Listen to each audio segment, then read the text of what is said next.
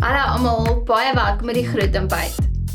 Die nuwe seisoen is uiteindelik hier. Dit word baie vinniger donker in die aande en die son kom heelwat later op in die oggende.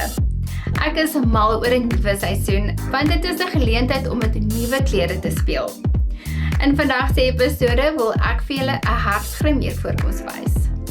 Meeste van my grimering is al reeds gedoen, so ek gaan net fokus op die oë. 'n Klein bietjie concealer gaan seker maak dat jou oogskadu langer aanbly. Ek gaan hier die dig borsel gebruik om dit te versag. Daarna gaan ek die ligte bruin oogskadu slegs in die waai van my oë gebruik. As jy hooded oë het, kan jy effens oorgaan met dieselfde ligte bruin oogskadu.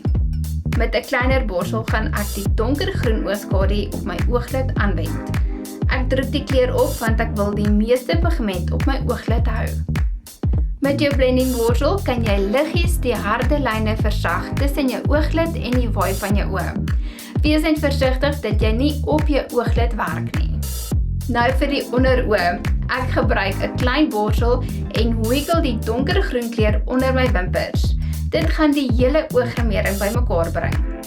Ek het 'n groen oogpotlood in my tas gevind, so ek gaan dit aanwend op my waterlyn. In plaas van 'n vloeibare oogomlyner, gaan ek 'n swart oogpotlood aanwend op my boonste ooglid.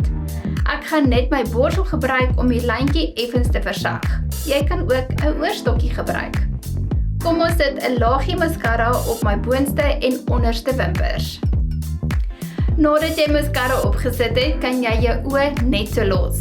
Maar as jy wil leer hoe om vals wimpers aan te sit, kyk mooi. Ek hou nie van 'n vals wimper wat 'n dik band op het nie, want dit is te swaar vir jou oë. Hier kan julle sien daar is nie 'n band nie en dit gaan so lig voel op jou oë.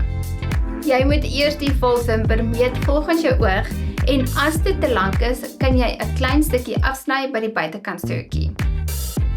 Nou dat die vals wimper gemeet is, kan ons die gom aanwend en dit word net op die band aangewend. Jy hoef nie baie gom op te sit nie. Ek gebruik die gom want as dit droog word, is dit swart. Ek gaan my tweezer gebruik of jy kan jou vingers gebruik. Die maklikste is om af te kyk in 'n spieël, so hou jou ken reguit en kyk net af met jou oë.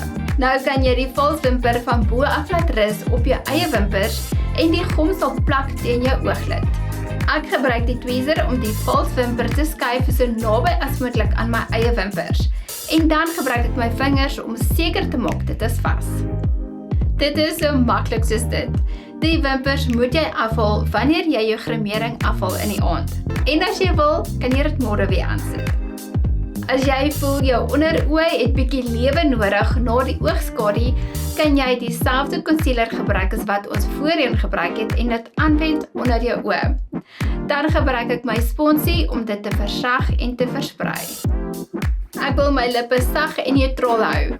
Kom ons wend die lipglans aan.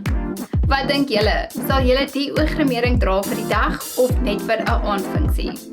Persoonlik voel ek dat jy die ooggrimering kan gebruik vir die dag en nag.